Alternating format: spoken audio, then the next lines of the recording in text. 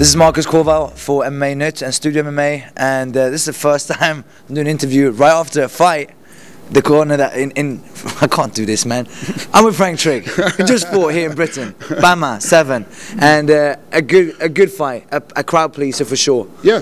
The crowd were on their feet. They were applauding. You know, the Brits, they don't care where you're from as long as you put on a good show, and you did. And that's the thing about the Brits, is that they really are. They'll boo you when you're coming out, because I'm from America and I fought an English guy, and they booed me when I was coming out, and they definitely don't like our corner. They don't like you and Tim, and they don't like me. You know. But if you're gonna stand there and bang, and you're gonna make it a fight, they're gonna come after you. They're gonna let it go. So, and it definitely was a good time. I like fighting over here. So, we were in the cage with you between the rounds, and you looked pretty bad, but you weren't bad between the fights.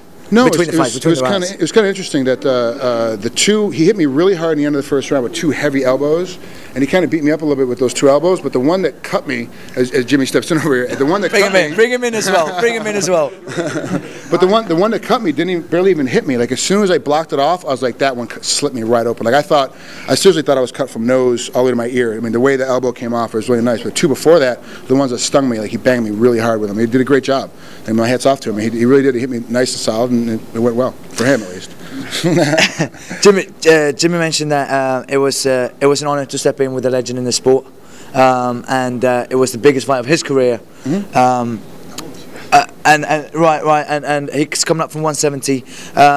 Any advice for Jimmy if he gets to fight? You know, don't want to speculate too much, but if he's the one to step in with Tom Kong. Well, no, he is. This was the number one contender fight. So he's, as far as we were told, whoever wins this fight goes in and fights Tom. He's fighting Tom next. So the biggest thing with him is that Tom is so much taller than the both of us. I mean, he's like 7'12", and he's bigger all the way around. The biggest thing with him is you guys stay inside. You can't stand the outside with him, because his best game is one kick, one punch. If you get inside of his grill, he can't do anything. And so that's my biggest thing with you is use your judo more, use your wrestling more, get way inside, get way deep, put your head on his chest, and make it a grind out battle. He's not used to that. If you watch all his fights, he wants to fight at the end of his punches, which is the best way to knock a guy out. You get your head in his chest, you can't do shit to you, and bang up his body, and he'll eventually make a mistake and fall down. You get on top, and you'll be able to elbow the crap out of him too.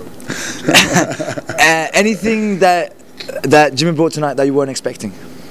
No, everything he did, we saw on his tape, especially with the fight with Rick Hahn, because that kind of went, about halfway through the second fight.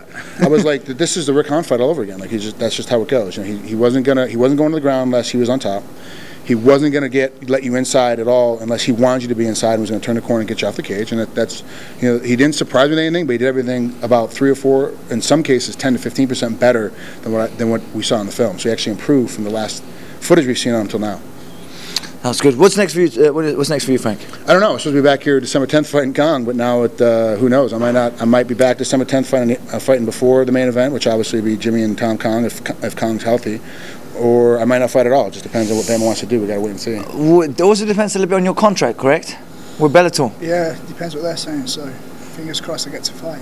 Yeah. So everyone's got something else going on outside of this. We got to kind of wait and see what happens. So. Guys, it was a pleasure being here tonight. Thank you very much, and I'll see you at the after party. This is all from BAMMA 7, MMA Nut and Studio MMA. Thank you, guys.